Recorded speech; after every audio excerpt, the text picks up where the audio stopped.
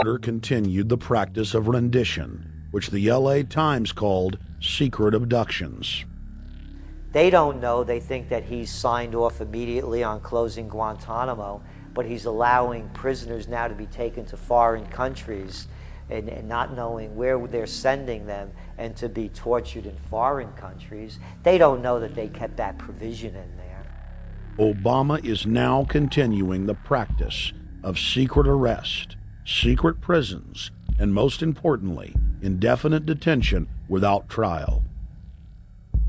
When a British High Court said that it was preparing to release secret British and U.S. torture orders that prove that the Bush administration was ordering personnel to systematically abuse detainees, Barack Obama threatened to cut off all U.S. intelligence ties to England. To add insult to injury, he stated that the program was important to national security, not only endorsing Bush's crimes, but continuing them.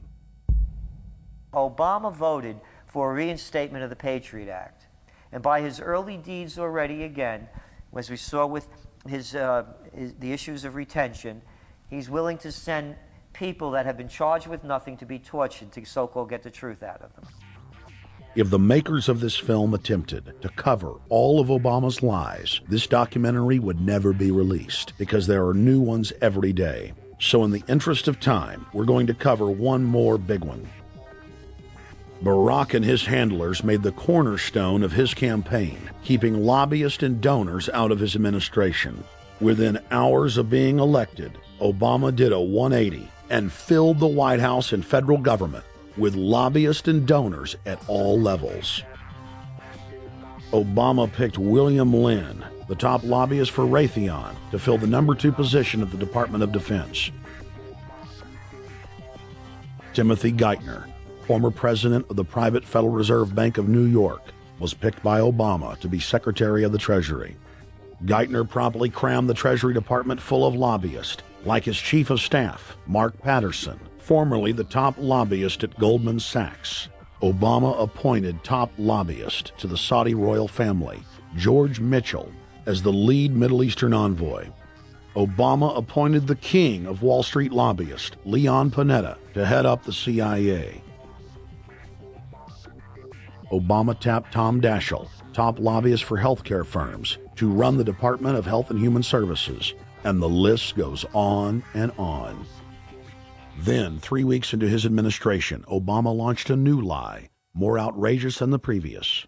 With Academy Award-level conviction, he said that he was upset about the banker bailout, which his own chief of staff, Rahm Emanuel, another former Wall Street executive, had engineered. Obama said that he had signed an executive order capping the CEO's salaries of those who had taken the bailout money. There was just 2 problems. All the major banks and brokerage firms were exempt, and the new order only dealt with any future bailouts.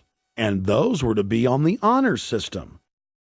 What gets people upset, and rightfully so, are executives being rewarded for failure. AIG, Bank of America, and Citigroup, which have received billions in bailout money, don't fall under this plan. Only banks negotiating future agreements with the government will be restricted. But this appears to be built on an honor system, and White House Press Secretary Robert Gibbs had a hard time explaining how enforcement would work. Well, let me get, I will get clarification from Treasury on that. Generally speaking, this is already the biggest liar and the biggest disappointment that we've seen in recent history. And again, qualitatively beyond the rather low standards set by Bush the Elder and Clinton in terms of delivering on promises. Bottom line, Obama is a fantastic actor and an even better liar. His track record is clear. He has done the opposite of everything he told the people he would do. They'll make up one lie after another. And if you believe these people, knock yourself out. I don't believe a word they say. Within 1 month of the passage of the first banker bailout bill, the press reported that over $5 trillion had just disappeared out of the U.S. Treasury. By December, the amount of money that had been stolen had reached $8.5 trillion. The leadership of both political parties circled the wagons and would not discuss where the money had gone. In the Fed! In the Fed! In the Fed! In the Fed! Informed Americans protested the private Federal Reserve System at all 38 of their regional governorship offices. Arrest Bernanke and Paulson! Arrest all the criminals that stole the banker bailout money! It was refreshing to see people standing up against the real power structure, not being distracted by the elite's frontmen like George W. Bush and Barack Obama. We traveled to Dallas, Texas to cover We the People taking on the real enemy. Hey, I want to talk to the workers up there on the parapet, the ones smoking cigarettes that just jumped back. You're with the American people, we know that, but understand, ask the workers inside. You're not in a federal government building, you're in a private Federal Reserve that uses that name as a fraud. That'd be like if my first name was Federal Reserve Jones. I'm still not the federal government. I'm not a federal agency, but if I said my name was Federal Reserve, I could go out and pay off politicians and get them to allow me to get into power so I could issue the currency and credit, and then I could buy up the world. That's what these criminals have done. A lot of people think that the Federal Reserve is already part of the government. They're not. It's controlled by cliques of unelected, unaccountable bankers meeting in secret. Most of these people have never even been through the formality of a Senate hearing or a Senate confirmation. They claim that they're part of the U.S. government. They masquerade as if they were part of the U.S. government. But in reality, this is a purely private operation. Jackals, hyenas, raptors, all of them loyal, not to the American people, but to the Wall Street banks, which is where most of them come from. Everyone is pointing to Barack right now, President Obama, as saying, you got to get the economy together. You got to get the economy together.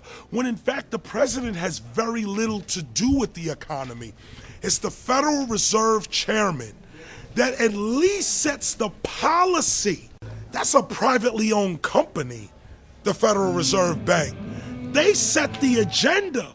These guys are masquerading as a federal institution. They are a private banking consortium, and this is their front, their holding company. The Federal Reserve is not federal. It's a front for a private banking cartel. That's on record in congressional testimony, and they're the ones orchestrating the economic collapse we're seeing right now, so that's why we're here. While at the End the Fed rally outside the Federal Reserve Bank in Dallas, Texas, we spoke with Ron Paul's brother, Wayne Paul. 1913, the Federal Reserve Act was passed, floor of the House, where 3 members of Congress were on the floor. At that time, they only needed a majority of votes to pass it. So in 1913, the Federal Reserve Act was passed. 20 years later, 1933, under Roosevelt, the United States was declared bankrupt. And in 1933, the Federal Reserve private bank says, okay, USA, what are you going to pledge as collateral on the debt you owe me? What happened by 1936? Does anybody know? We instituted Social Security system, and you and I and our children and our children's children were pledged as collateral on the debt of our government to the Federal Reserve. And that's where we're at today. It took 20 years to make this country bankrupt, and since then, our government has operated under emergency powers of our government. It is not the president that makes the decision in this country.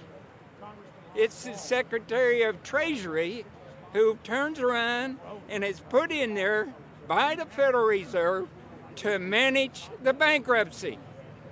We've been in bankruptcy ever since. So to print $700 billion and to give it away, how do they get away with it? The manager of the bankruptcy is told by the Federal Reserve this is the way to go. That's where we're at today. Yes, we should point out, Congressman Ron Paul now has a huge amount of sponsors for a bill in the House of Representatives to abolish the private Federal Reserve crime syndicate. In 1913, the money power of the country was taken away from the people. By constitutional privilege, it belongs with the Congress, but it was given up in the Federal Reserve Act. The Federal Reserve is no more federal than Federal Express.